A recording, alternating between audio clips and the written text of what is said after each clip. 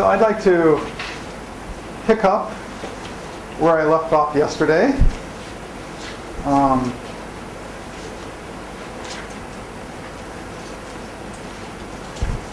Remind you, we had gotten to the point of talking about looking at small perturbations around the ADS, or the ADS black hole background.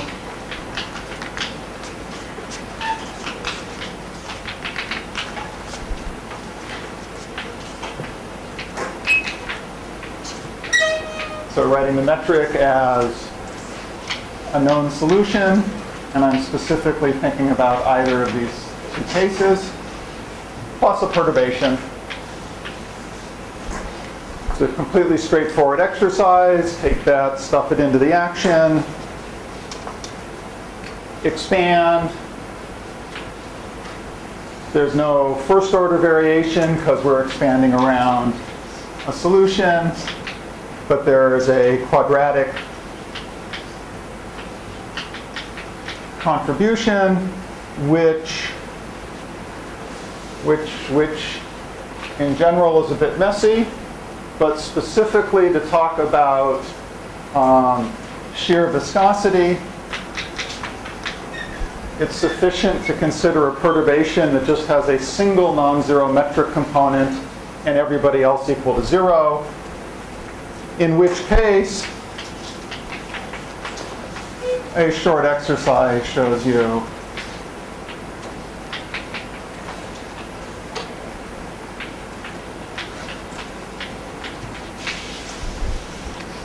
that the quadratic fluctuation in this particular channel just takes this very simple form.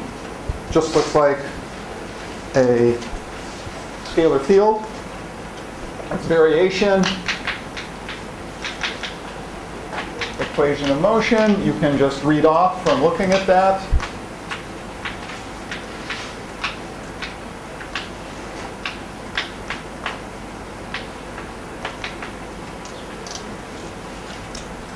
And I just want to talk today now about what it takes and what you find when you just work this out and analyze it.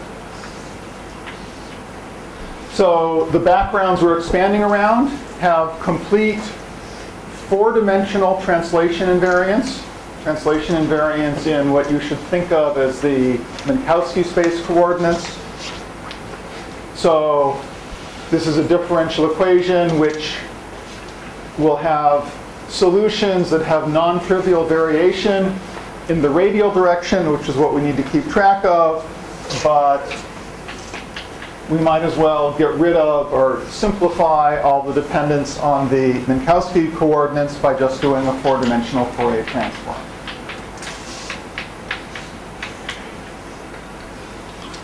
And not because it really matters, but it matches notes which I started from.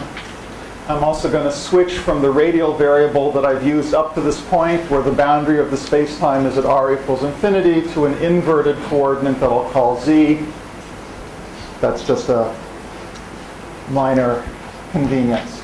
So a four-dimensional Fourier transform means I'm going to replace dependence on x with dependence on some form momentum, which I will later choose to separate its time component and call it a frequency, and its spatial components, which I will call some spatial wave vector q, and dependence on z.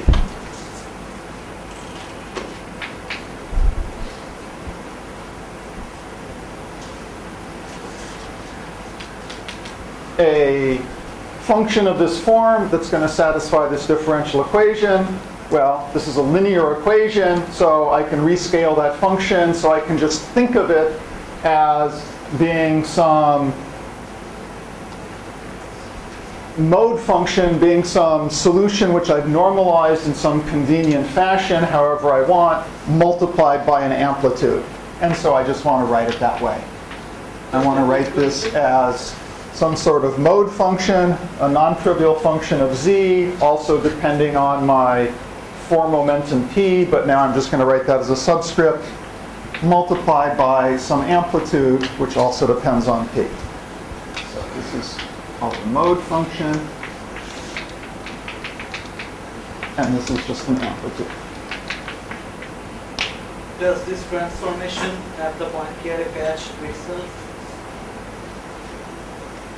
This is just my choice of coordinates to use on this portion of space-time. I'm not changing I'm still doing physics on the Poincare patch of ADS.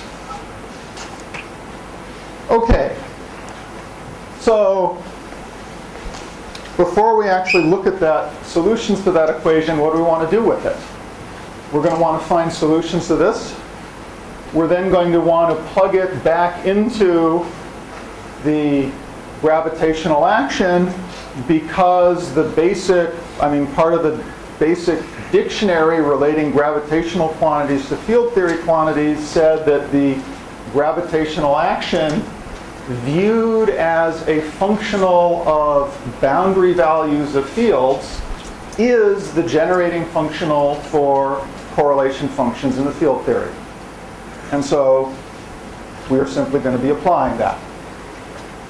So what happens when you do that? You have an action which is quadratic in the field, also quadratic in derivatives. I'm only going to be interested in evaluating that action for functions for field configurations which satisfy the equations of motion. That simplifies things. After all, I could have taken this action, I could integrate by parts, and then all I get is the equation of motion, which is 0. But in integrating by parts, you get a surface term.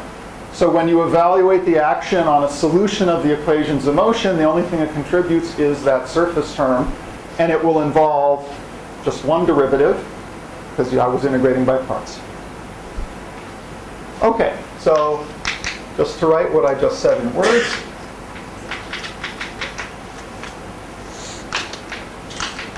Having done a four-dimensional Fourier transform, inserting that into the action, an integral over d4x turns into an integral over d4p. I'm going to get my solution of the linearized equation of motion evaluated at 4 momentum minus p times the z derivative of that solution. Prime here just means that the z derivative evaluated at momentum p. Right? The fact that it's p and minus p, it's Parseval's theorem if you want. It's how Fourier transforms always work.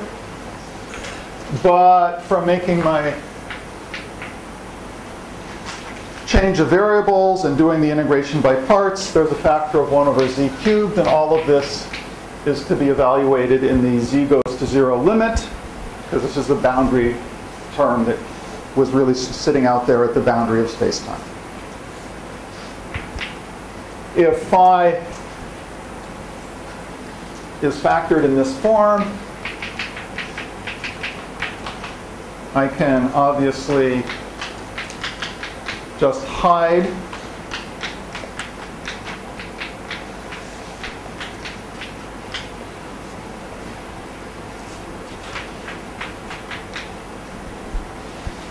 just rewrite things like that as long as I define script f appropriately. So all I've done is I've separated out the amplitude that I want to see explicitly in this expression and hide all the details on these mode functions into this script f.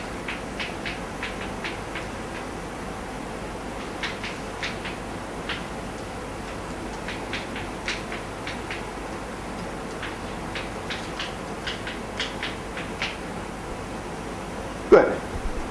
And I wanted to package it that way in order to say, if I now go ahead and do a second variation of the function. So I will define my mode functions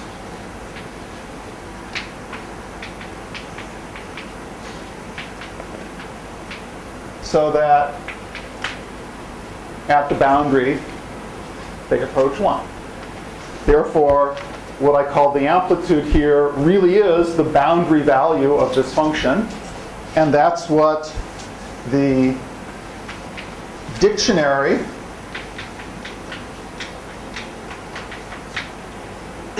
tells me I want to vary the action with respect to. So I wrote that in this form, and so you just look at that and you see that when you do the double variation, you just pull off this function script f. Okay, so you evaluate that, you plug it into the dictionary, and the result is, up to overall factors, the Fourier transformed two-point function of this off-diagonal stress-stress tensor that I've looked at. I'm glossing over a few little details. Technically, this is actually the retarded correlator that we're evaluating. And the bottom line is, this is simply, well, a factor of -2 times the limit as z goes to 0 of script f. So Larry, there was no contribution from the horizon? So this is a detail, and it gets into which correlator do you want. And there was sort of a long story associated with that. But the short answer is, this gives you the right answer.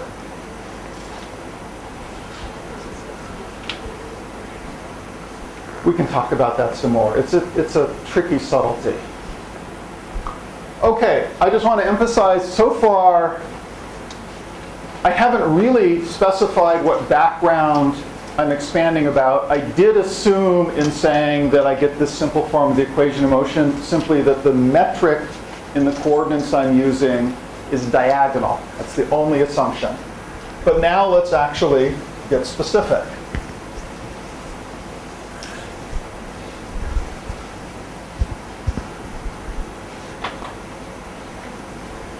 Okay, so I'm going to apply this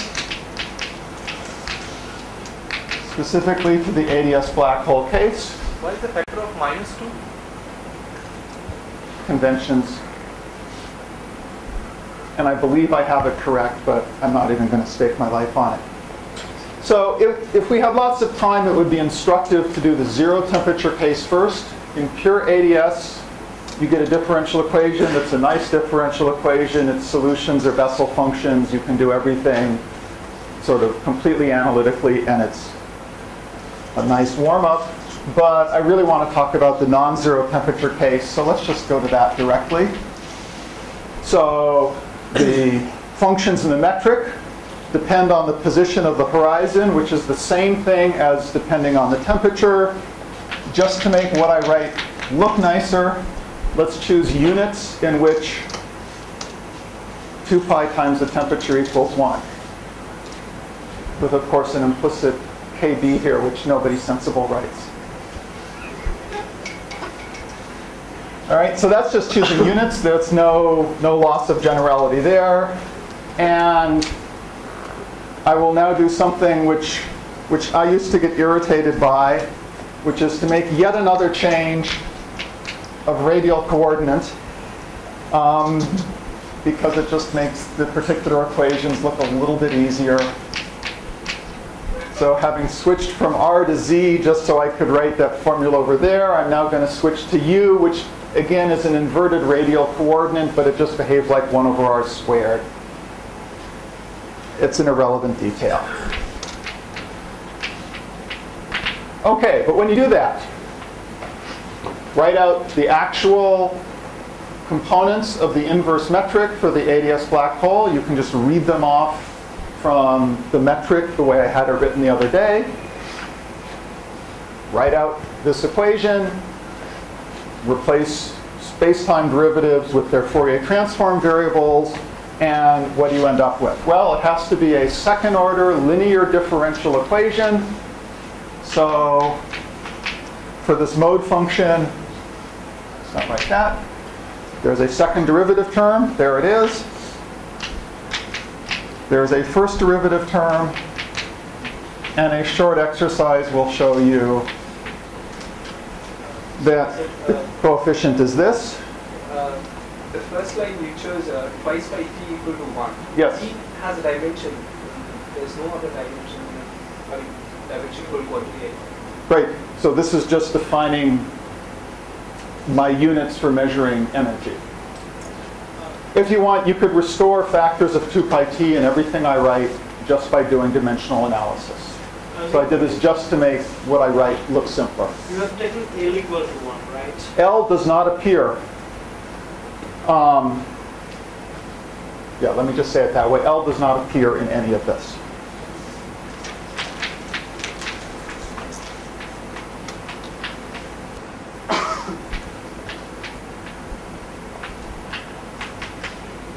Your HP is differentiated with respect to U. So these primes now mean derivatives with respect to U, whereas the prime over on the right board was a derivative with respect to Z.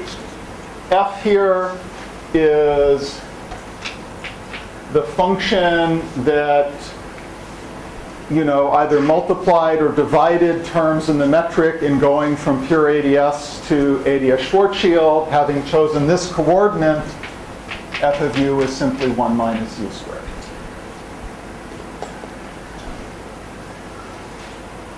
Okay, so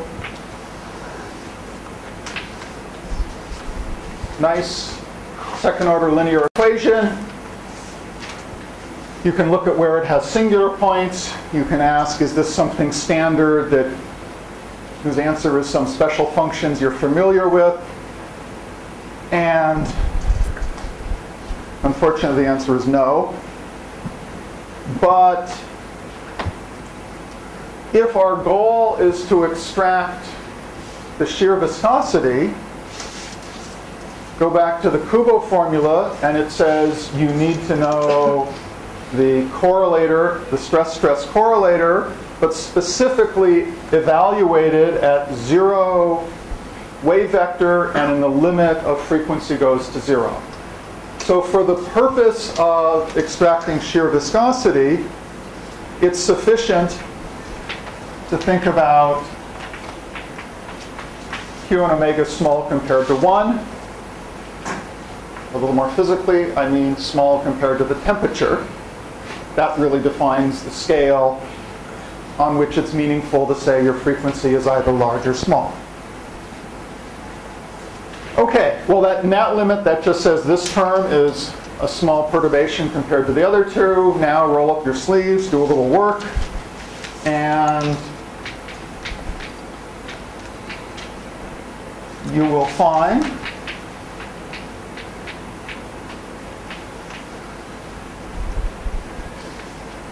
that a solution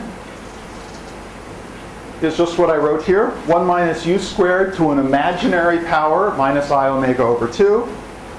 That's a solution up to corrections which go like q squared or omega squared.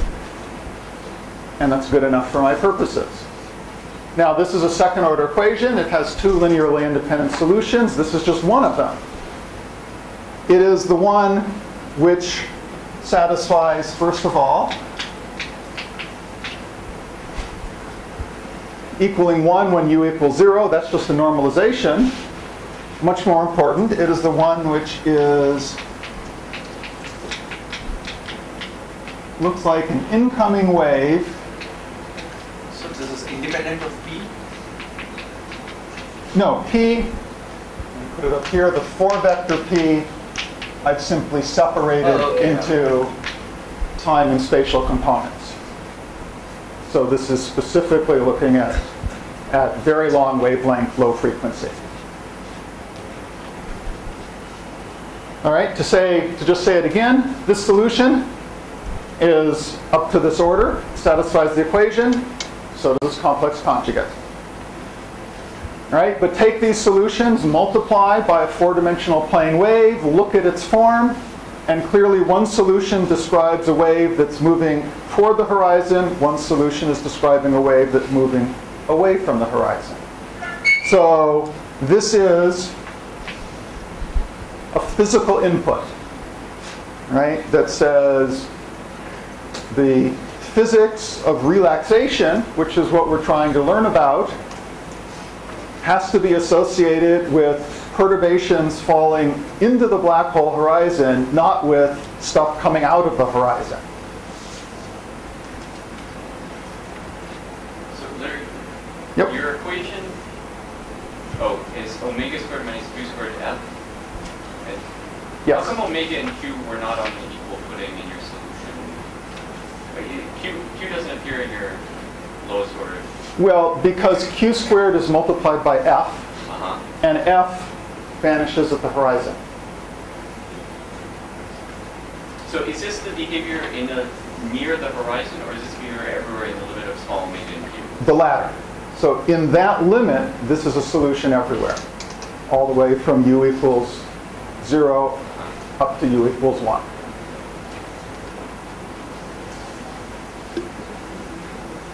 Isn't it sort of surprising that there exists a solution that's coming out of the horizon? No. So,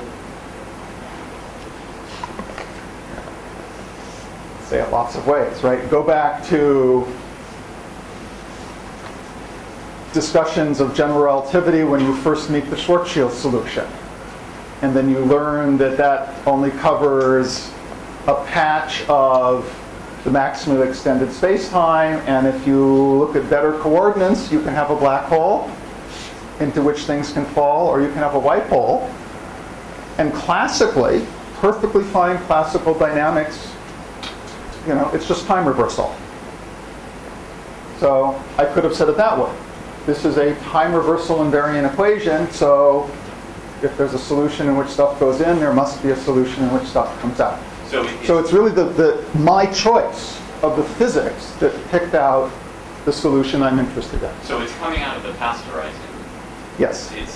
And this stuff is going into the future horizon. This is also true. Being a little more precise. Okay. Good. So take what's over there, stuff it in over here. It's easy, except that I changed variables along the way. Right? Solution is just the power of 1 minus u squared. Go ahead and take a derivative with respect to z, which is just the power of u. And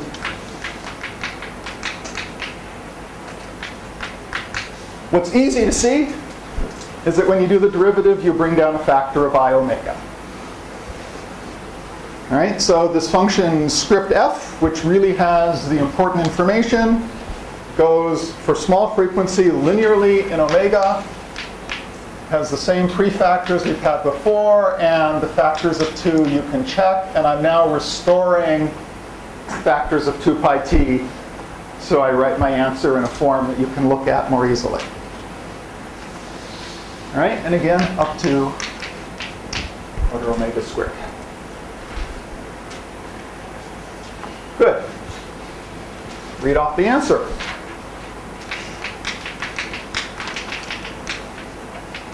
The retarded correlator for low frequency behaves like I omega pi squared t to the 4th over 4.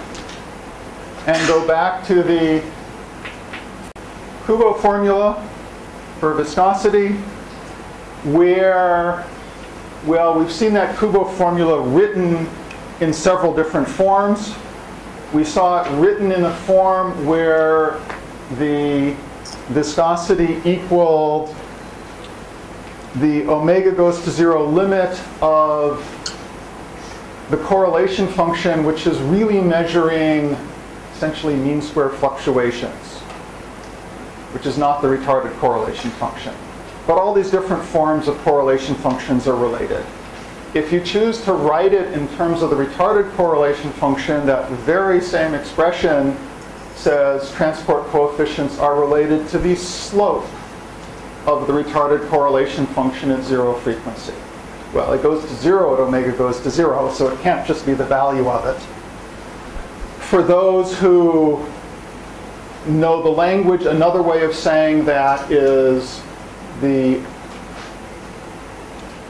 imaginary part of this retarded correlation function is what gives you the spectral density, and it's the slope of the spectral density that, in the way I think about it, appears most naturally in the Kubo relation. But however you do it, bottom line is all you do is you differentiate with respect to omega, you get the factors of 2 straight, and the result is an answer for the shear viscosity, which T cubed is obvious. That's just dimensional analysis. The NC squared had to be there. Oops, I have erased too many things. Ultimately, in field theory language, because in this large N limit, all the thermodynamic quantities are order NC squared. In gravitational language, it's because the Newton constant scales with NC squared. So what you really learn is the coefficient in front. That's what was non-trivial. Now, from looking at the black hole horizon area, we extracted the entropy, which was also T cubed times NC squared times a number. And if you compare the two, you get this marvelously simple answer that the ratio of shear viscosity to entropy density is just 1 over 4 pi. Okay, so that was my first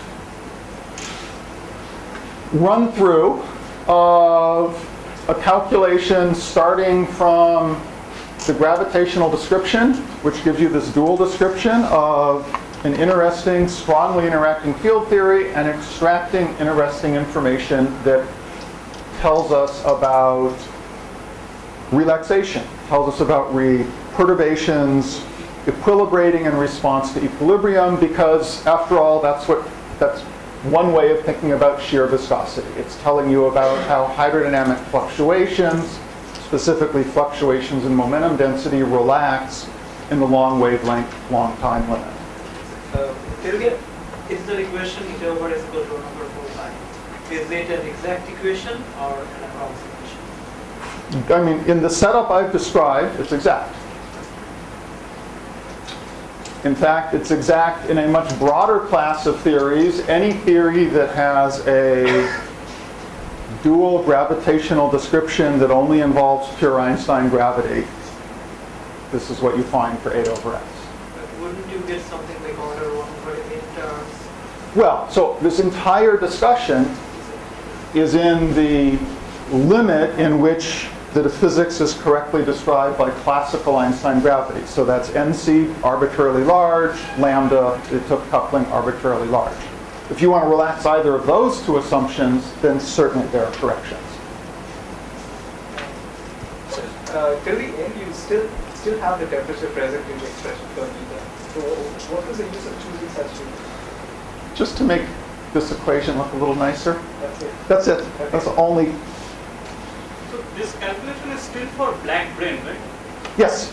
So at least for gravity side, it is possible to do the same calculation for black holes. Just this TXX will be some R theta kind of thing. So it is certainly possible to do the analysis of linearized gravitational perturbations around a black hole. This actually connects more with what I was going to talk about in my next example, known as quasi-normal modes. This discussion here extracting something which is really a hydrodynamic transport coefficient, that question only makes sense when you have fluctuations with arbitrarily long wavelength. So if you're really talking about an ordinary black hole with a compact spherical horizon, fluctuations of that horizon are not truly described by, strictly speaking, ordinary hydrodynamics. What is the use of calculating a quantity such as eta by s? Does it have any kind of universality for a class of distribution? Does it have a proper physical meaning? So, suppose you have a fluid. You could say, is it behaving like a nearly ideal fluid in which you could just ignore viscosity altogether? Or is it behaving like a fluid in which the effects of viscosity are very large? Right? That has to be a physical question. But what do you compare the viscosity to? So to actually turn that question into something meaningful, you have to be able to compare viscosity to something. And this is, arguably, the entropy density is the most natural choice of what to compare the viscosity to. So whether that number is large compared to 1 or small compared to 1 is really giving you a meaningful answer to whether you think of this, your fluid as being highly viscous or having very little viscosity. Right? If I evaluate the viscosity directly, whether the number is big or small is just a question of your choice of units.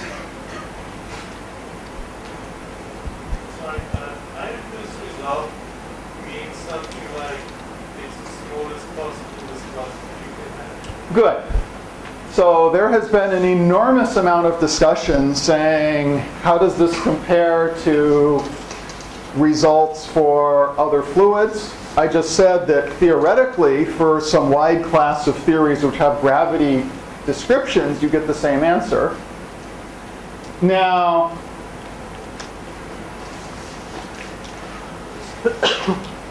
first of all, qualitatively, I told you some time back that in terms of just sort of qualitative order of magnitude estimates, you can think of viscosity as behaving like an energy density times a mean free path. And energy density, I could equally well say this is an entropy density times a typical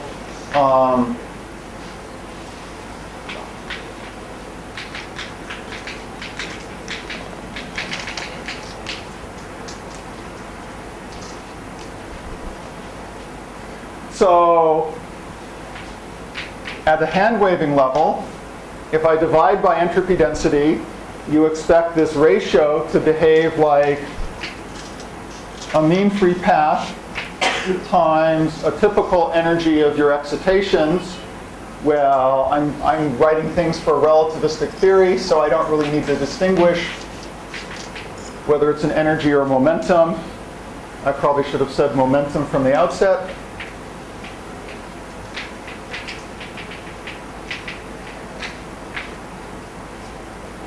So in this form, at a hand waving level where factors of 2 are certainly not sharply defined, how do you get small viscosity? Or how do you get a small viscosity to entropy ratio? Well, you need a small mean free path for a given momentum of the excitation. But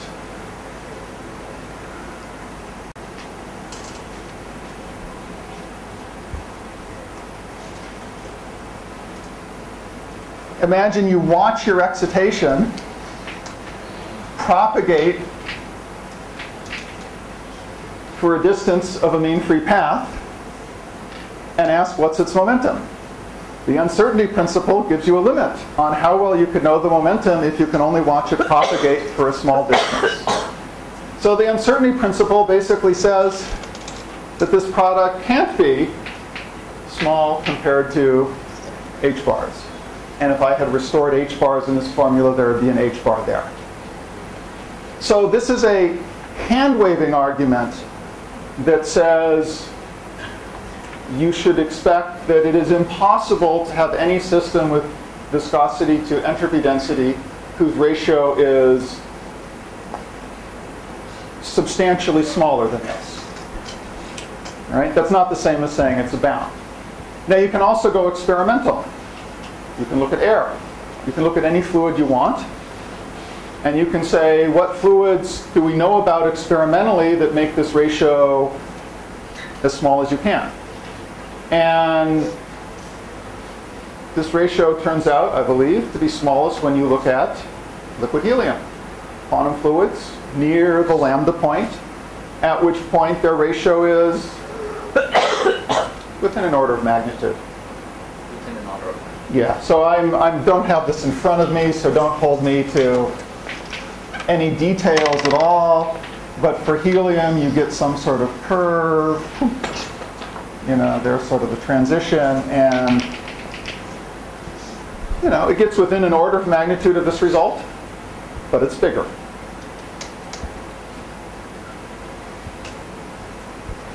Okay. So this eta by S is actually quantum mechanical. Just 1 by 4 pi. Yes. So the calculations came from just looking at fluctuations in classical gravity, right? Yes. So if you're saying, how did that h bar get in there? Yes. Well, you can go back to the dictionary and restore it, but it's important to bear in mind that that whole duality was a description of the quantum field theory. It was not a duality between a classical field theory and classical gravity. It's classical gravity only because NC goes to, NC is large and lambda is large. That is exactly, well, specifically because NC is large. That's what's suppressing the fluctuations that would either make us be trying to talk about quantum gravity. So should I think of your hand-waving argument as applying only to systems described by quasi-particles? I think you have to, because otherwise you can rightfully say, well, what are you talking about here? So, yeah, in any system where the words make sense, that's some hand-waving limit on what you expect the result to be. Okay, if there's no more questions at this point, let's do a slightly different application that uses exactly the same setup, which is kind of nice.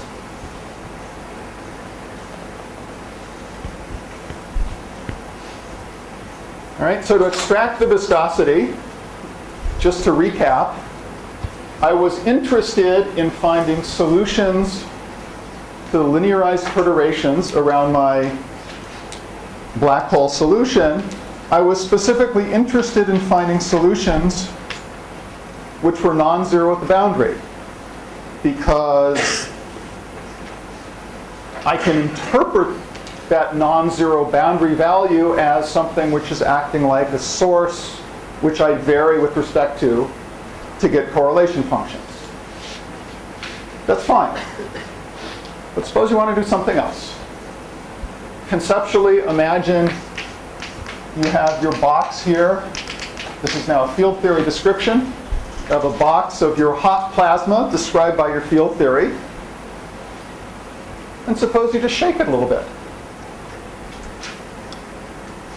All right? Shake it however you want, and then just watch it evolve. All right? This is a thermal system. It really is an arbitrarily large box. It will re-equilibrate. Perturbations will get smaller and smaller, and you can ask, how fast does that happen? And you look at lots of textbooks, and they'll say, oh, perturbation should fall off exponentially with some sort of relaxation time. And, well, in fact, it can fall off with lots of different relaxation times. Depending on how you shake the system, you get a response which you ought to be able to represent as a sum of a whole bunch of decaying exponentials. And you can say, what is the set of these frequencies, or lifetimes, however you want to say it? What is the set of frequencies which characterize these decaying exponentials? So this was my second intended application, finding what are known as quasi-normal mode frequencies. So mu needs to be real. That is correct. You just beat me to saying that. All right, so you could be looking at any type of fluctuation in your system. Again, to make things simple today, I want to specifically look at fluctuations in the stress energy tensor, but I'm again going to just specialize to fluctuations in the stress itself. The important thing is we're looking at the behavior of fluctuations without anything driving the system. Like we hit the system once, and then it's just unforced relaxation, no driving.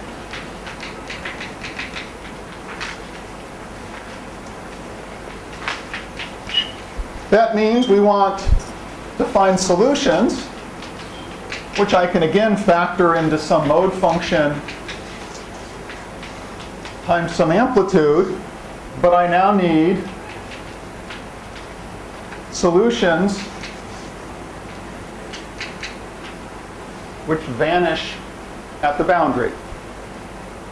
Because if they didn't vanish at the boundary, it would be like turning on a source in the field theory. It would be changing the dynamics. I don't want to do that. So saying I have unforced relaxation with no driving term is exactly what leads me to say, unlike this solution, I now want solutions that vanish at the boundary.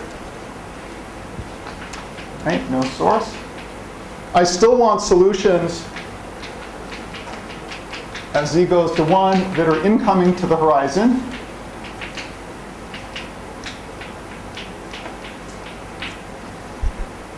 And it's still exactly the same differential equation.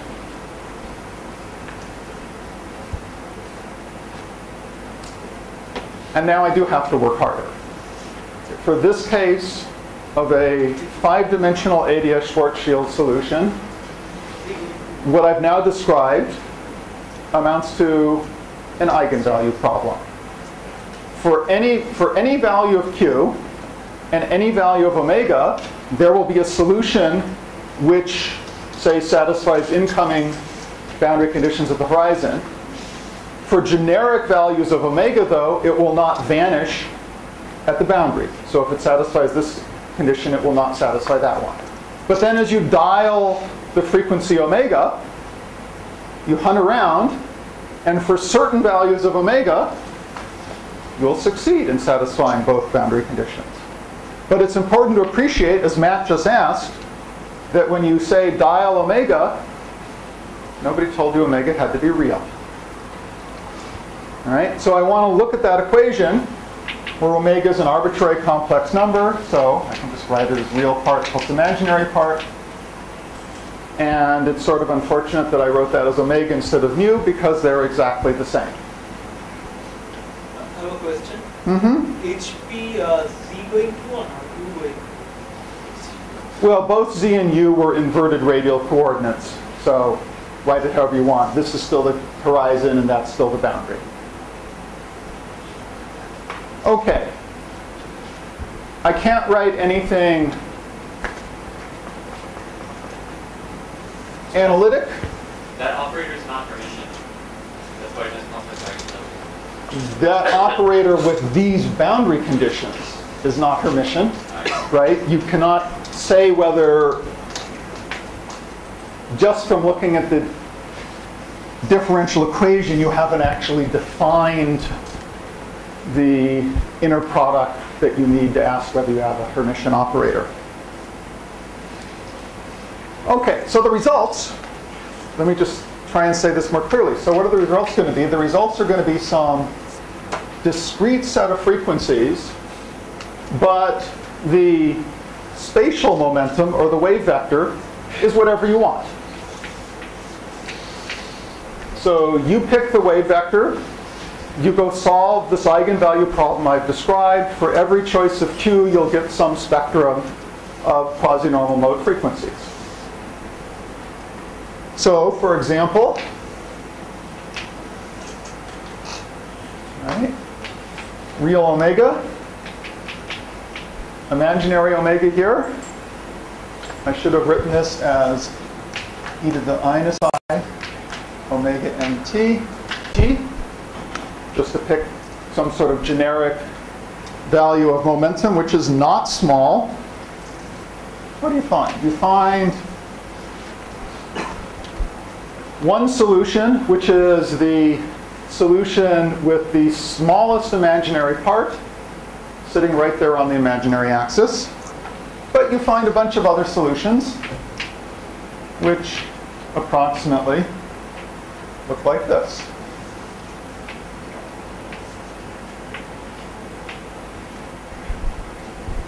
All right, they do not all lie on the imaginary axis.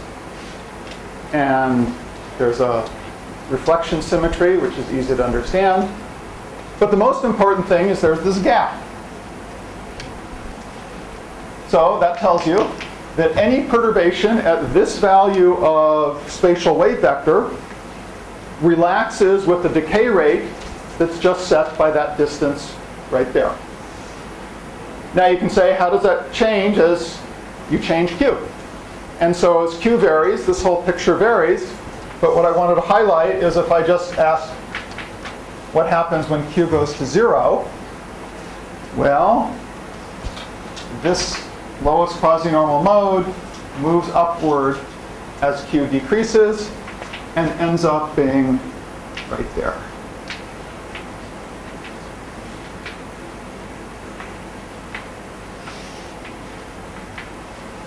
And this had to happen because it is not true that all perturbations will die exponentially. We know that because we've already talked about hydrodynamics.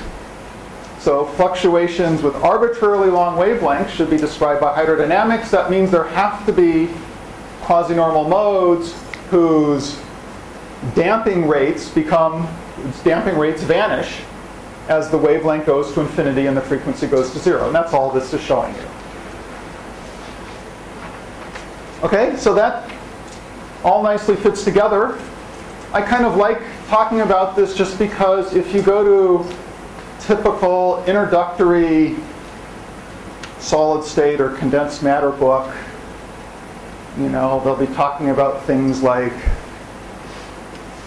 Drude formula for conductivity. They'll talk about some simple picture that there's a microscopic relaxation time. Of course, in any real system, there's not a single microscopic relaxation times. There's lots of them. It depends on what sort of perturbations you're looking at.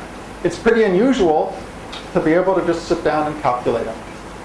And that's exactly what you do here.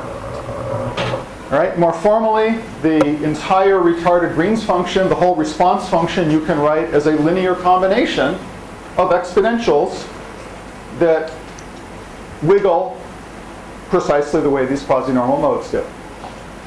Yeah. And I get for one Q a countable number of frequencies because there are interactions. So usually I would think that if in terms of a dispersion relation, I would have for fixed Q, I would have a fixed omega. No, for fixed Q, yeah, I think you can say in a linear system. Yeah. I agree. So yeah, but in any system with nonlinear interactions, yeah, for a given Q, or in other words, a given spatial wavelength, you can still have a whole spectrum of relaxation rates. Okay. Question. Yeah. Is there a relation between the quasi-normal mode frequency for small q and the viscosity? Or the smallest quasi-normal mode imaginary part of viscosity? Or a viscosity, not necessarily the shear viscosity? Yeah, you would expect that from fluctuation dissipation theorem. Well, I was just, yeah. It's a good question, and honestly, I'm not sure. So for the shear viscosity, which I mean is the appropriate viscosity here, you're saying is the behavior of this frequency for small non-zero Q related? And I'm pretty sure the answer is no. I'm willing to bet the answer is no. It's a long wavelength hydrodynamic. So you're still in the hydrodynamic regime, but you're taking the limit of long wavelength, and you're asking how quickly that relaxes. Right, but it's different than doing what you really need to do to extract viscosity, which is send Q to 0 and then look at small non-zero frequency. Those limits do not commute. Okay. I'd like to switch topics and keep going. And I'm happy to answer questions, but I also want to show you some really pretty movies and pictures before everybody falls asleep or gets too tired. So can I go on, or is there something urgent? Over here you saw the fluctuations of scale to perturbations. Yes. So it does, if I see the scalar field perturbation, one can find the perturbation. So will the relaxation time be the, why are you, I mean the question is why are you factoring the quasi-normal mode frequency? Oh, okay. Good question. And the answer is I chose to look at these Can you L repeat the equals. question? Why did I focus on the spin 2 or L equal to fluctuation modes instead of other pieces? And I did it purely because it's the case where I don't have to talk about coupled equations and it's just simplest. But you can do everything I described here for the other channels.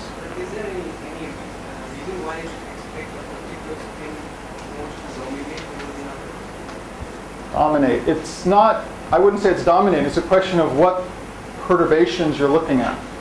So, for example, if you're interested in shear viscosity, you have to look at the response of the traceless stress tensor. So I picked TXY just because that's good enough. If you were interested in diffusion, then we'd be interested in looking at perturbations of vector fields. Not the metric, but vector fields which are dual to conserved currents in the field theory. We're going to go through a completely analogous discussion, but we'd be looking at essentially Maxwell's equations in curved space. If you wanted to do scalar fields, then you look at scalar components. The scalars tend to just be a little trickier because you get coupled equations. But conceptually, it's exactly the same. Okay.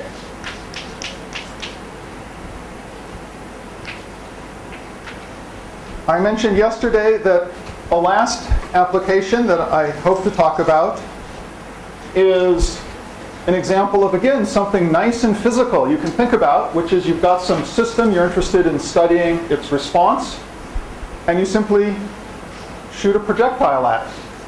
And you ask, how does that projectile slow down? How much drag does it experience? This is like saying, can you calculate friction from first principles? And in almost all systems, the answer is, that's hopeless. Real friction in everyday systems, it's not something you really calculate starting from, fundamental Coulomb interactions. In this system, you can do it. So I'm particularly going to focus on the case of taking, in field theory language, my box filled with n=4 supersymmetric plasma. And conceptually, what I want to do is inject into that plasma a very heavy quark. It's actually a very heavy fundamental representation quark. Is this the problem 4 from yesterday's tutorial? Excuse me? Is this the problem 4 from yesterday's tutorial? Yes, precisely. All right, so this is just like injecting a test particle. I'm just choosing it to be a very heavy quark. And if I inject it with some momentum p, you expect that it'll experience some drag. Right? That's a vector, that's a vector. And, well, that drag should be some function of the momentum. And if there's only drag because the quark is moving with respect to the medium. If the quark was at rest, you don't expect there to be any drag force. So you should be able to write the drag force as a function of momentum, and you shouldn't be surprised if for sufficiently low momentum you can just write it as some drag coefficient. I'm going to call it mu times the momentum, but it wanted to be drag, so I better put a minus sign there. How do you know that mu is just a number, not an inference? Oh, so this is a system which is rotationally isotropic. It's not like being in a crystal. So there's no other direction that the force could depend on. Okay, on the gravity side, this has a nice description, which was sketched in yesterday's tutorial. And on the gravity side, where I think about having my space-time boundary up here, my horizon down there, a fundamental representation heavy quark on this side acts like an open string, specifically an open string that has one endpoint essentially stuck to the boundary. And this really goes back to the very earliest days of string theory, way back in 1970, before QCD was ever invented. String theory was introduced to sort of try and make sense of what was seen with hadrons that were known at that time. And once the quark model came along, open strings can basically be interpreted as describing a quark at one end and an anti-quark at the other end. So the claim is, in this context, this really makes sense. You just add a string, but strings have two ends. So in this setup, there are instantly two possibilities. I either have a string that has one endpoint stuck up at the boundary and the other end just, oops, got lost behind the horizon. Or I can have strings that both endpoints are on the boundary. This you should think of as describing a quark and an anti-quark that are bound together. This you should think of as describing a single quark, a deconfined quark that's free to wander around. And it's only free to wander around because there's a horizon.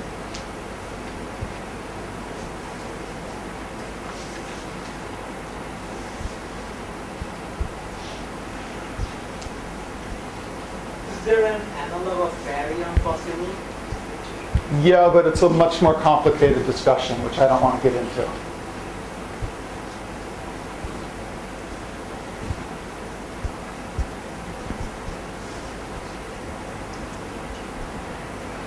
Okay. Well, I do want to show you some pictures soon. Let's see, I have another half an hour. Oh, good. We're in good shape. Okay, so the new ingredient here is it's not just classical Einstein gravity. I really put in that string. I really have to do the dynamics of that string. Now, a string is some one-dimensional curve when I take a snapshot of it at a particular time.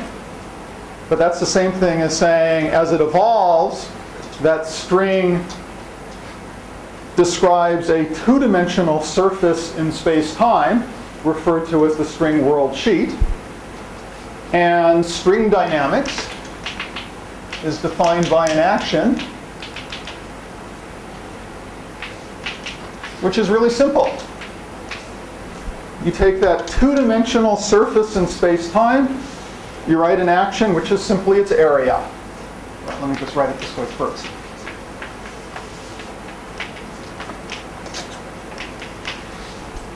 And you multiply it by an overall number, which is the tension of the string. And the string tension has dimensions of energy squared. In my dictionary entry, it's proportional to lambda, which is enormous. But for my purposes today, it's just a number. Okay, so to actually do something with it, you need to imagine some two-dimensional world sheet of the string. You need to lay down some coordinates on that so we can write some equations that describe where it is and get some concrete differential equations.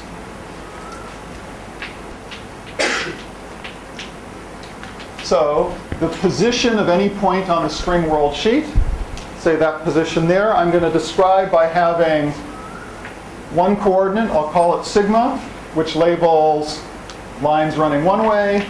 I'll have another coordinate tau, which describes lines going the other way. And there'll be some function, a vector field, which says what is the space-time coordinates of the point on the string world sheet that's labeled by coordinates sigma and tau. All right, and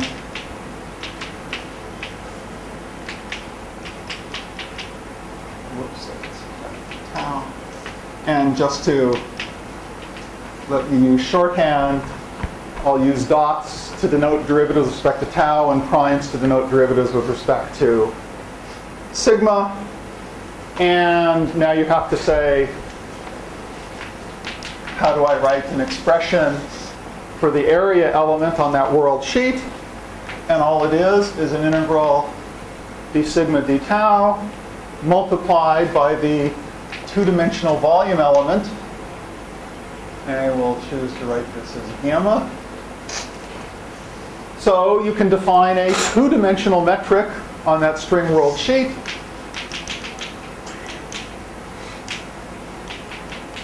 That's simply whatever the space-time metric is specialized to points on the string world sheet. And once you have gamma, well, that determinant with minus sign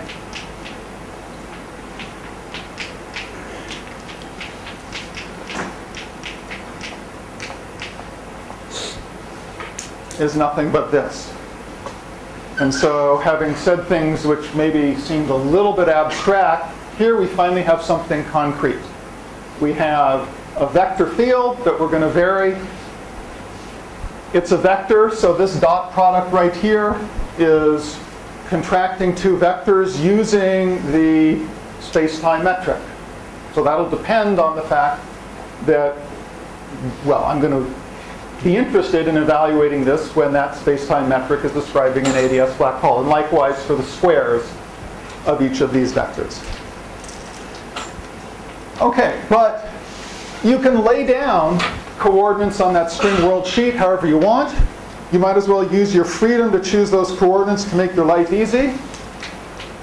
I can choose one of those coordinates to simply be the same as my time coordinate that I used in writing the space-time metric. It's perfectly fine. And I'm going to have strings which in one dimension look just like my picture here. In other words, as you move along the string, you're also moving in the radial direction. So I'm perfectly free to choose the other coordinate to just be my radial direction. And I'm going to simplify my treatment and only think about strings which at any instant in time lie in the plane of this blackboard. In other words, this is a curve that,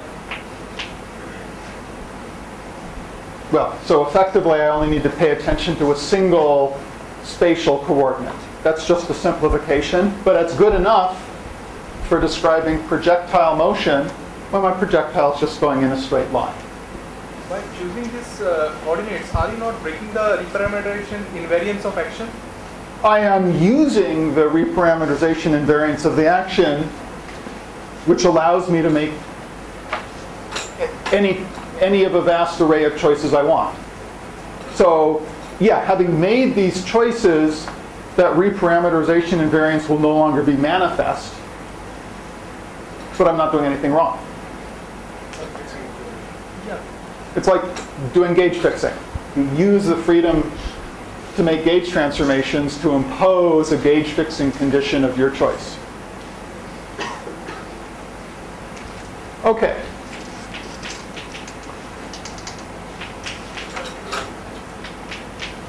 So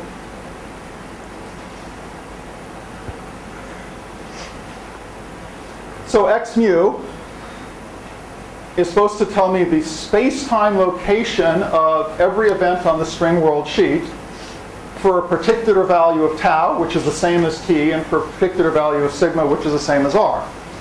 And I only want to consider strings that involve a single spatial direction. Putting that together, that says this function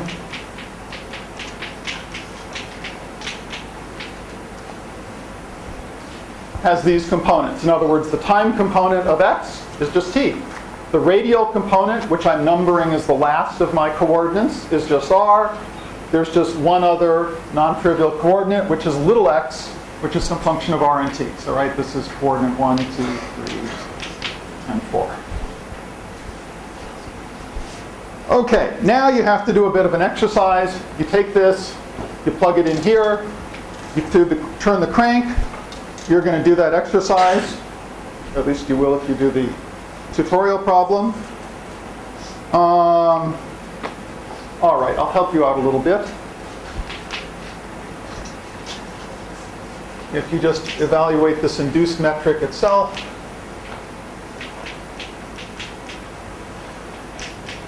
you'll find can you make a bigger font?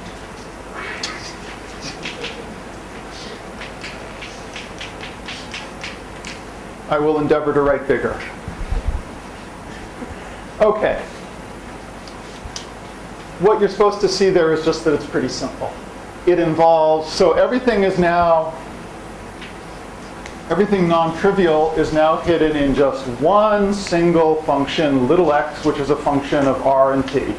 And so we have terms here which involve x dot squared, x prime squared, and so on. And you're saying determinant of that is what? And the determinant of that is what appears here.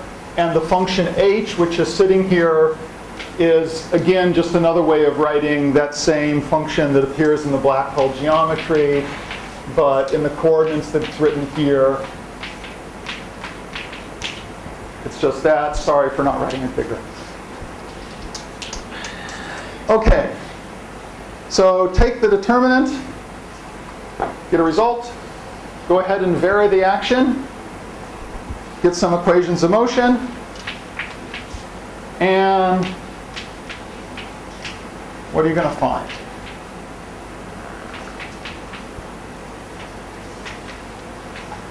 Something like this.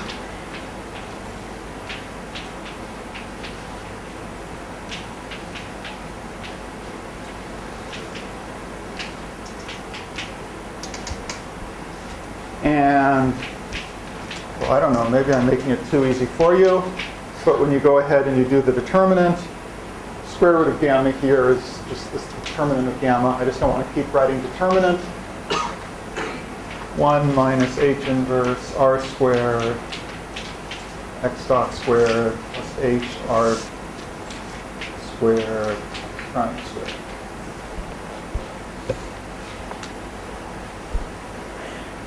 Okay.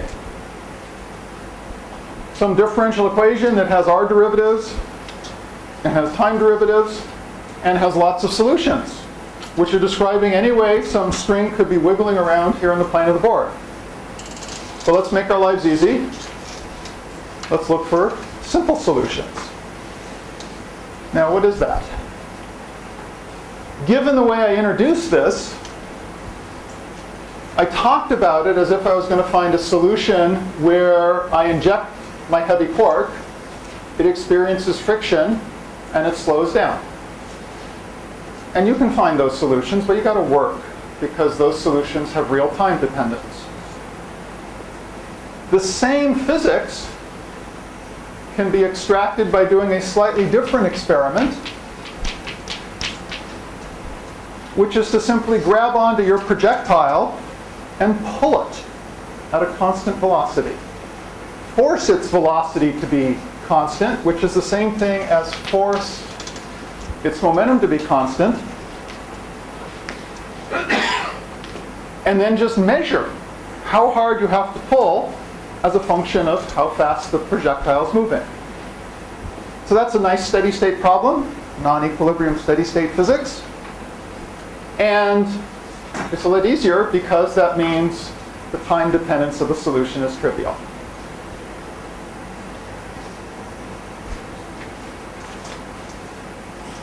Okay, so at this point, I will just say, if you look for a solution in which this function x of r and t is some initial location, which is completely arbitrary, plus a linear term, because I want this projectile to be moving at some fixed velocity v. One can find solutions where the entire solution, kind of remarkably, has this simple form. So the t dependence is just trivial, one term here, and the r dependence is entirely contained in a single function of r that actually doesn't even know anything about the velocity. And you will eventually find that that function can be written in h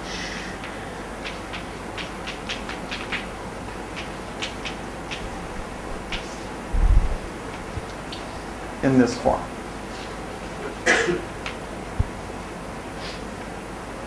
All right, I'm not going to show that for you in front of the board. Sort of exercise best done in the privacy of your own desk. But I do want to comment that in terms of solving that differential equation, there's a plus or minus here. Both perfectly fine solutions, mathematically. Physically is a bit of a different matter.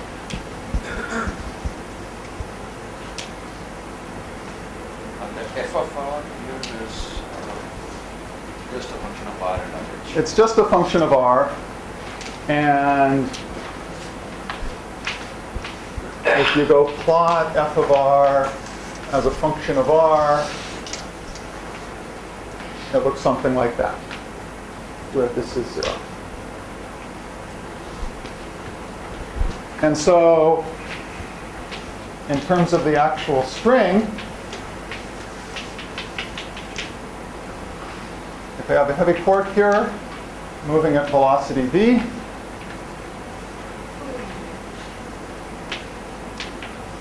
one solution looks like this. The other solution looks like that. The x-axis, what is the x-axis? R? Sorry. No, R is always is running this way, and this is just the spatial direction x. This is a snapshot at some instant in time. All right. I claim this is sensible. This is garbage. Now, at a very heuristic sense, this should seem plausible. This should remind you of, dragging a rope behind a boat or something as you float along. This is like a tail of something being dragged. And it's what's happening. You're dragging this end of the string. It's dragging behind it. What I won't go through in the interest of time is really backing this up by saying, if we have this external force and something's moving, you're doing work on the system. So you're feeding energy into the system. Or taking energy out of the system. Which way is it going?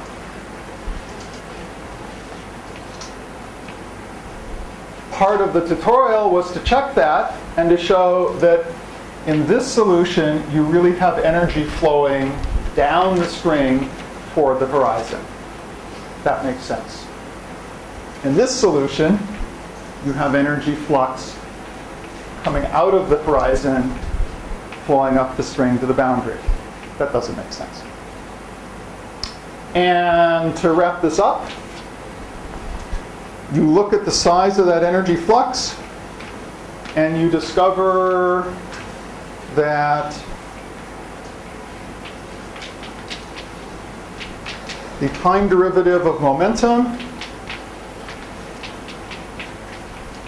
which differs from the time derivative of energy by a factor of velocity, or is the same as dE dx, the amount of energy you lose when the projectile moves a distance x,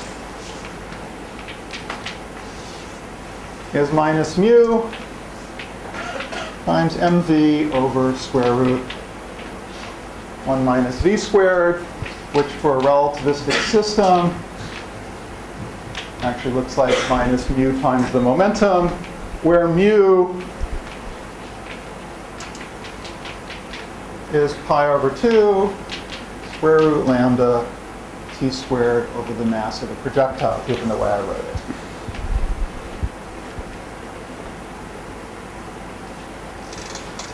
Okay, any questions? Yes? Could I have gotten this green Kubo line in this setup again? I mean, it's a mobility, right? Yes? So there must be some equilibrium correlation which tells me.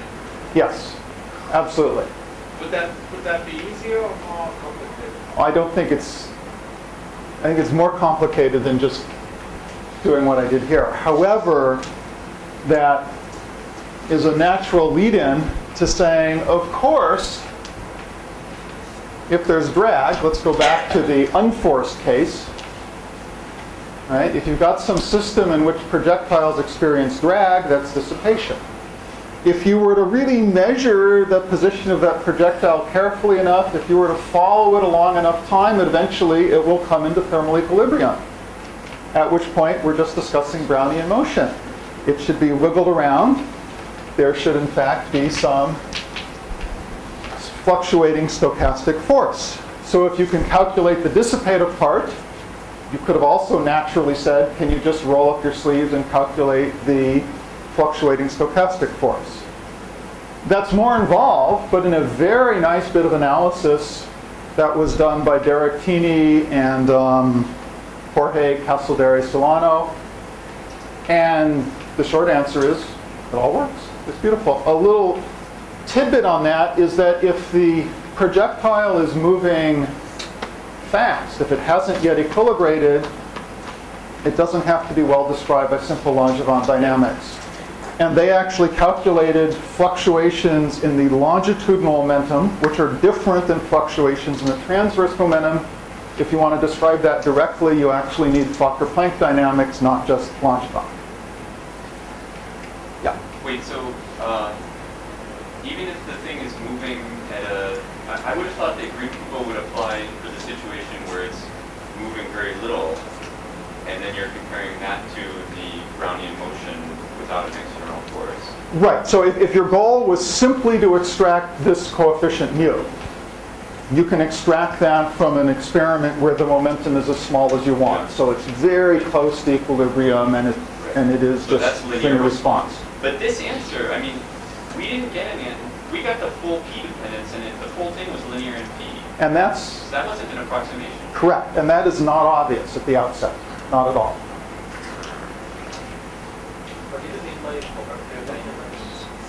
I mean, you can write a Fokker-Planck equation for the probability distribution.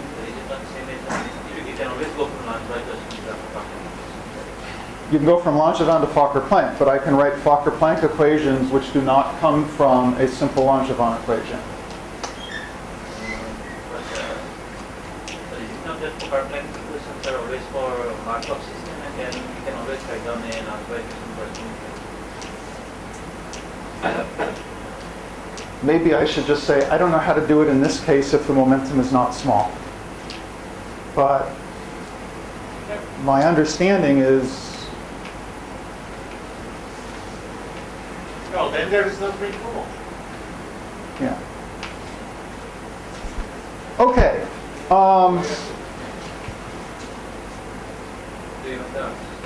Yeah. A strongly coupled gauge theory. The examples I've talked about, which you can do sort of on the blackboard or with very, very easy, numerics, were basically small departures from equilibrium, small fluctuations for quasi-normal modes, for the viscosity, just a single projectile here. But you can also ask, what else can you do with this whole setup? And there's a lot. So at this point, I just want to show you quickly a number of different results in the form of pictures or movies which have been calculated in the last few years using exactly the setup I've described. So this first slide is just continuing the same heavy quark problem I talked about, but it's saying, in addition to calculating the drag the heavy quark experiences, a different question is to say, how does that disturb the medium that it's propagating through? This is a harder calculation, but again, it's one that just involves solving linearized Einstein's equations, and I think the result is pretty. So we have a fluid. Like any fluid, it has a speed of sound, and for a highly relativistic fluid, the speed of sound is the speed of light divided by square root of 3. So when I inject this projectile, the velocity is my choice. I can have it move subsonically, or I can have it move supersonically. And this is a picture of the perturbation in the energy density, just think of it as the wake, of a quark which is moving in this direction, supersonically at 3/4 of the speed of light. And, you know, if you go to your introductory physics textbook about superpositions of waves and the physics that gives you Mach cones in supersonic motion, well, you have all the same physics here, except it is a dissipative system. There is non-zero viscosity. So a Mach cone is not infinitely sharp. It has a width, and that width is a reflection of the non-zero viscosity. All right, this is the perturbation in the energy density. Over here is actually the perturbation in the energy flux, which is the same as the momentum density. It was mentioned earlier this week how when you look at momentum fluctuations, you can decompose them into a transverse part and a longitudinal part. The longitudinal part is basically part of talking about sound, and that's really what's going into this picture here. This picture of momentum density is really showing you diffusion.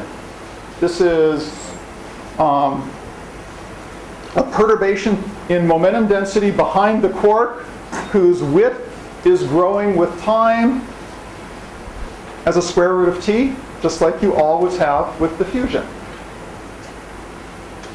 Okay, this was all talking about using heavy quarks as a probe.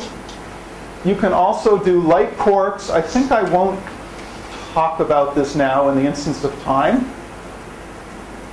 That was just a little movie of the wake of a light quark modeled as a string falling in the plasma, which is now just evolving freely and slowing down. I'm happy to show that or talk about that if anyone wants. But what I really want to spend at least 5 minutes on is far from equilibrium dynamics.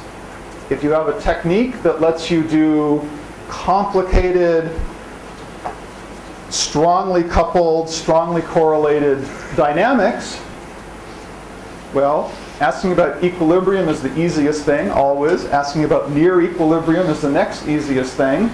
But then it's natural to say, can you actually get control over far from equilibrium dynamics? So with this setup, you have the potential to do that. All you have to do is solve classical Einstein's equations. Of course, far from equilibrium dynamics means really doing an honest initial value problem. No small perturbation. It's just I start with some initial state, I evolve it forward, and I see what happens. So this is an enterprise I got involved in with my then student Paul Chesler a handful of years ago. A number of other people, including Wilkie, thank you, right there, have now gotten interested in it as well. I'm going to show quickly results from 3 different cases, or most interesting, most recent cases. The first of which, as it's written there, is colliding planar shocks. Think of this as a caricature of heavy ion collisions. In heavy ion collisions, you take a big nucleus, you accelerate it to very high energy, which means in the lab frame it looks like a very highly Lorentz contracted pancake. So you have 2 of these highly Lorentz contracted pancake nuclei coming together going splat. So in a crude idealization, imagine those pancakes were arbitrarily large, so I just have some something I'll call a planar shock, something where there's an excess energy density on some plane moving to your right at the speed of light. I have another excess energy density on an infinite plane moving to the left at the speed of light. They come together. What happens? I will not say anything about how we do the calculations, but I'll flash it. I will not say anything about the Einstein's equations in the actual form in which we solve them, but there they are. The message that you should be impressed with is simply that it fits on one slide. I won't say much about sort of the structure, which is remarkable. The bottom line is we do not solve complicated partial differential equations. All we do is solve linear, ordinary differential equations, but cleverly in just the right order, and it's equivalent to solving the whole thing. I'm happy to show this and talk about it more with anyone, but let me jump to results.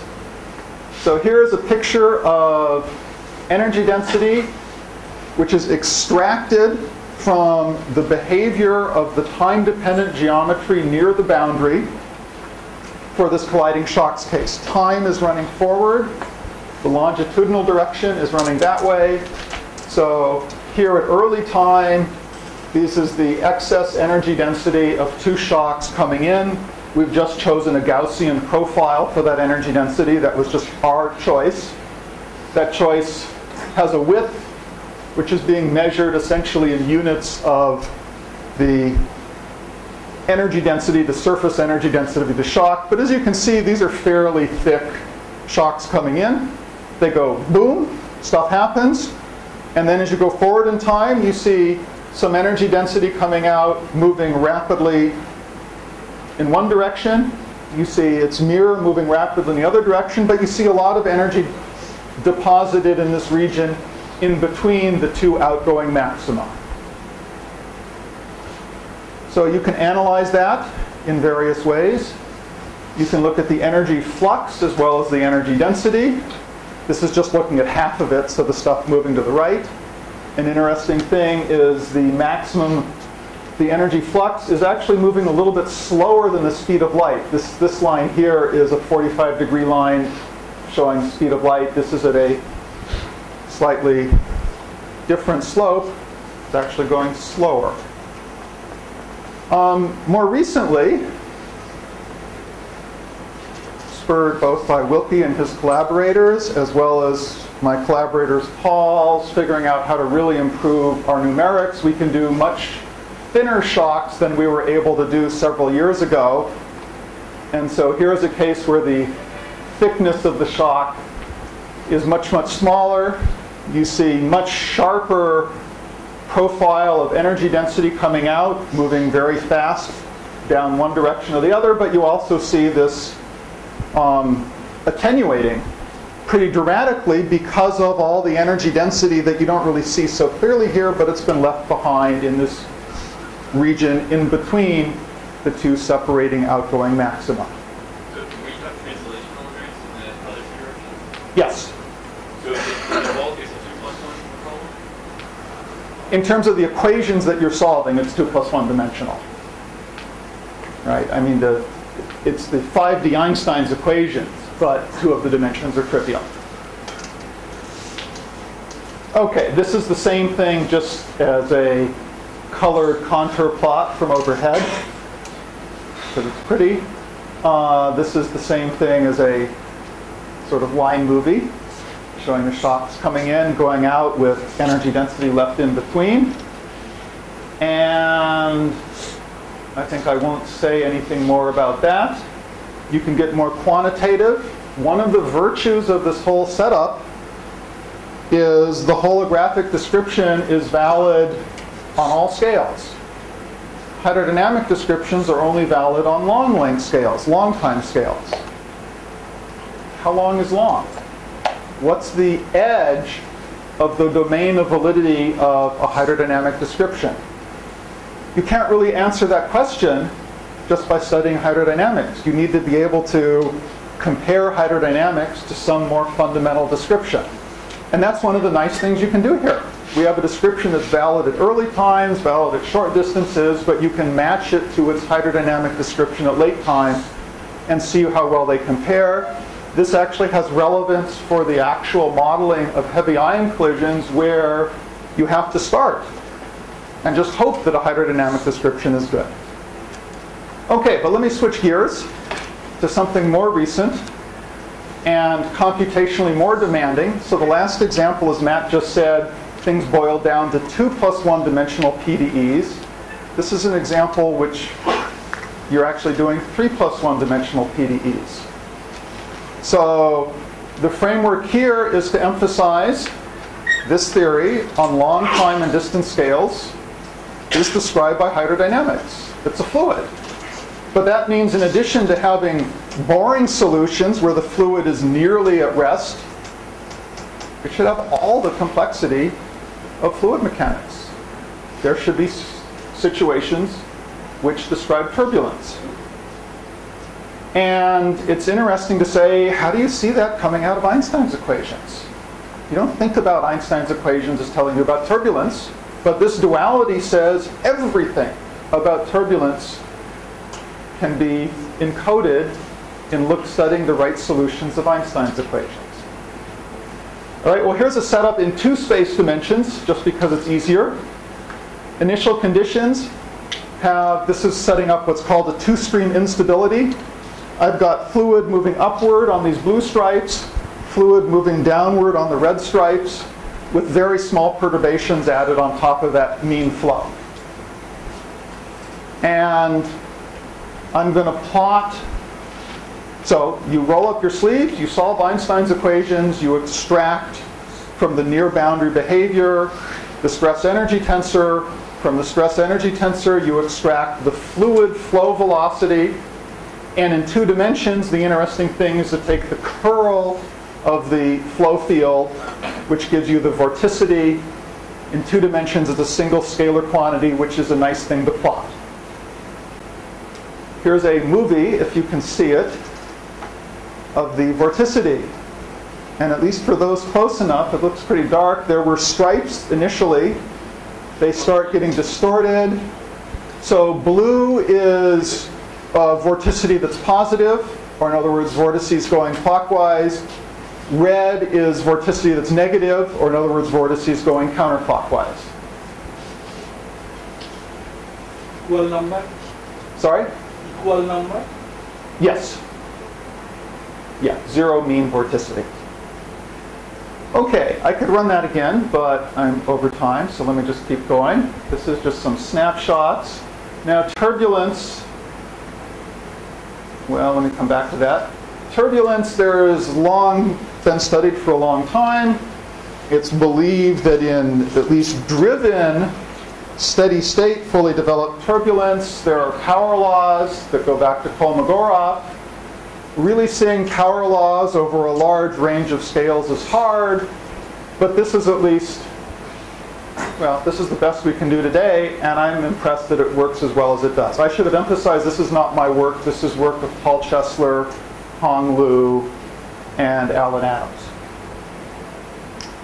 But this is a power spectrum of essentially kinetic energy, which is supposed to behave like k to the minus 5/3 for some range of scales, which is cut off at one end by where viscous dissipation starts to dominate the flow, and is cut off at the other end just by the size of the box in which you're working. So there's a lot of interesting physics here. Computationally, the sort of most basic point is just, it's a challenge to do the numerics in a big enough box with enough stability, with enough accuracy to reach a Reynolds number that's high enough to see turbulence. And yet you can do it. I want to finish with one final example, which I think is really cute, which is instead of looking at a normal fluid, look at a superfluid. Now, superfluids can also have turbulence. Its turbulence in quantum liquids is not understood nearly as well as in normal fluids. And in superfluids, you have vortices with quantized circulation. So I'm going to show you a movie which starts with simply a square lattice of vortices, but they're actually vortices with winding number plus or minus 6, again with very small perturbations added. And again, plotting now the superfluid condensate. So what you saw immediately was those vortices with winding number 6 breaking up into smaller vortices with winding number 1, plus or minus 1. You see those individual vortices then wander around. When a vortex encounters an anti-vortex, they can annihilate, and then creates a essentially sound wave, which were these arcs that you saw propagating along. I think that's... Can this be experimentally observed? There are definitely experiments studying superfluid turbulence. I'm not an expert. My understanding is it's hard. My understanding is, in particular, there has been, at least on the theory side, lack of clarity even about whether you have what's called an inverse cascade, which is what happened in the normal fluid, where energy basically successively goes to longer wavelengths from shorter wavelengths, or you have a direct cascade where it goes in the other direction. But just at a theoretical level, your calculation based on the IISc versus the calculations which the regular condensed matter theorists do you have any kind of correlation between the results? So, in other words, do they agree with that this is what would happen? my understanding, where again I'm now admitting that I'm on the edge of my understanding, is that other calculations tend not to agree with each other. So what's been done? This is superfluids. You can write down a phenomenological treatment using things like Gross-Podolsky equations. These are valid long-distance descriptions. Problem is, superfluid vortices have a core size which is microscopic physics. So your Gross-Podolsky equation is not valid near the core of every one of these vortices. So you do not actually have a consistent treatment of the dynamics. And so it's been a mess. This, as far as I know, is the first calculation where you actually have a theoretical description that was valid from the long distances down to the scale of your superfluid vortices. So condensed matter theorists should start learning IISc. Indeed. Okay, I will close just by putting this up here. Last question. Yes? Yeah. So you have a qualifying thing called a holographic superfluid. So how is that different? Good. So to make a superfluid, you need a quantum condensate. You need some sort of degrees of freedom, condensing, and describable by an order parameter, which is a complex scalar field. So in this description, what was done was to simply add a complex scalar field to five-dimensional Einstein's equations. You can interpret that back in terms of the supergravity essentially as turning on chemical potentials, but the calculation directly was simply putting that complex scalar field into the ADS black hole background and looking at its evolution. And I should mention that what I showed you was the dynamics just of the scalar field. What's not yet been done is to do the full back reaction on the metric. A little more physically, that means what I showed you, if you know superfluids, you should think of really as the condensate dynamics without having any normal fluid complement present as well. Sir, may I say something? As I understood from your movie and from your calculation, your system will always like that resiliency Posterous-Howlett. If you heat it up. Yeah. And then some. Also from your equation, from error action, you will be able to construct the 2RG. Right. And there's now a variety of holographic setups where you can really see that those BKT transitions come out. And also 2RG equation will come, right? Mm-hmm. Okay, but I really just want to emphasize this point. Gauge gravity duality lets you study far from equilibrium dynamics for at least a variety of interesting problems. I didn't really have a time to talk about any of the actual why it is that Einstein's equations wasn't actually much worse than you might have thought. It's actually easier to do with asymptotically ADS boundary conditions than it is for flat space problems. I do want to emphasize everything I showed you was desktop scale computing resources. This was not supercomputers. And even amateurs can make progress.